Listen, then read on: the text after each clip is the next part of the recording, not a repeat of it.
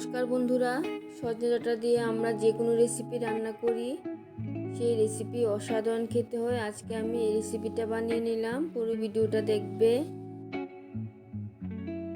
আলু আর সজনে ডাঁটা কেটে নিয়েছি, ভালো করে ধুয়ে সজনে ডাঁটা আর আলু সিদ্ধ করে নেব। সজনে ডাঁটা আর আলুটা গ্যাসের মধ্যে জল দিয়ে বসিয়ে দিয়েছি। জলটা একটু ফুটে গেলে সামান্য লবণ দিয়ে আর একটু সিদ্ধ করে নেব। সজনে ডাঁটা আলুটা অনেকটাই সিদ্ধ হয়ে গেছে, জলটা থেকে তুলে নিয়েছি। জলটা ফেলবো না, এই জলটা আমার ঝোলের জন্য কাজে লাগবে। কিছু মাসকলাইয়ের বড়ি নিয়ে নিলাম, এখন কড়াই বসিয়ে দিয়েছি। কড়াইয়ের মধ্যে সরিষার তেল দিয়ে দিলাম।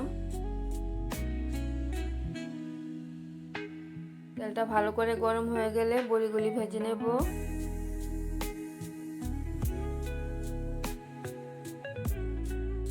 বড়িগুলি ভেজে নিয়েছি, তুলে নেব। এই বড়ি ভাজা তেলটার মধ্যে আর কিছুটা সরিষার তেল দিয়ে দিলাম। ফোড়নে দিয়ে দেব 5 ফোড়ন, তেজপাতা, শুকনো লঙ্কা। তেলটা গরম হয়ে গেছে, ফোড়নটা দিয়ে দিলাম। ফোড়নটা ভাজা হয়ে গেলে সিদ্ধ করে রাখা সজনে ডাঁটা আর আলুটা দিয়ে দেব। সজনে ডাঁটা আলুটা একটু নাড়িয়ে দিয়ে হলুদ দিয়ে দেব।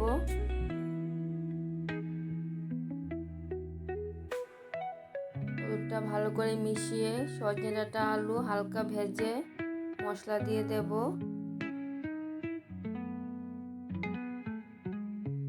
মশলা নিয়ে নিলাম, অল্প জিরে গুঁড়ো আর সামান্য কাশ্মীরি লাল লঙ্কার গুঁড়ো। মশলাটা যাতে পুড়ে না যায় তার জন্য জল দিয়ে দিলাম। এখন সজনে ডাঁটা আলুর সাথে মশলাটা কষিয়ে নেব। মশলাটা কষানো হতে হতে পোস্ত আর ঝাল অনুযায়ী কাঁচা লঙ্কা নিয়ে নিলাম, ভালো করে পেস্ট করে নেব। মশলাটা অনেকটাই কষিয়ে নিয়েছি, আর একটু জল দিয়ে মশলাটা আরো ভালো করে কষিয়ে নেব। পোস্তটা ভালো করে পেস্ট করে নিয়েছি আর মশলাটাও ভালো করে কষিয়ে নিয়েছি। তোমরা যদি এই রেসিপিটার মধ্যে আদা ব্যবহার করতে চাও তাহলে দিয়ে দেবে। এখন পোস্ত বাটাটা দিয়ে দিলাম, মিক্সিটা ধুয়ে আরো কিছুটা জলও দিয়ে দিলাম। এখন পোস্ত আর কাঁচা লঙ্কার পেস্টটা সজনে ডাঁটা আলুর সাথে কষিয়ে নিচ্ছি। এখন দিয়ে দেব একটা কাঁচা টমেটো। তোমরা যদি পাকা টমেটো দিতে চাও তাহলে দিয়ে দেবে। আর দিয়ে দিচ্ছি লবণ। টমেটোটা সজনে ডাঁটা আলুর সাথে একটু কষিয়ে নিচ্ছি। কষিয়ে নিয়েছি, এখন দিয়ে দেব সিদ্ধ করে রাখা সজনে ডাঁটা আলুর জলটা।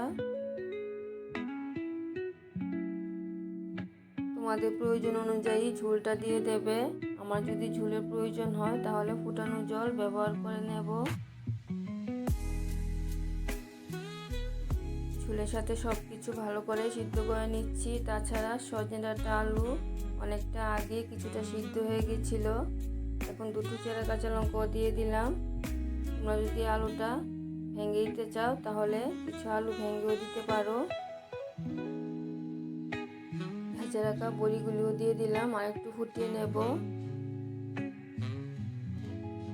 বড়িগুলি দেওয়ার পরে টেস্ট অনুযায়ী সামান্য চিনি দিয়ে দিলাম। তাছাড়া আমি কাঁচা টমেটো ব্যবহার করেছি, আর নিরামিষ রেসিপির মধ্যে সামান্য চিনি ব্যবহার করে নিলে খেতে ভীষণ ভালো লাগে। রান্নাটাও হয়ে গেছে। পোস্ত বাটা দিয়ে সজনে ডাঁটার বড়ি দিয়ে তরকারি দারুণ খেতে হয়েছে। তোমরা এইভাবে বানিয়ে খেয়ে দেখবে। আবার দেখা হচ্ছে পরের ভিডিওতে। সবাই ভালো থাকবে, সুস্থ থাকবে।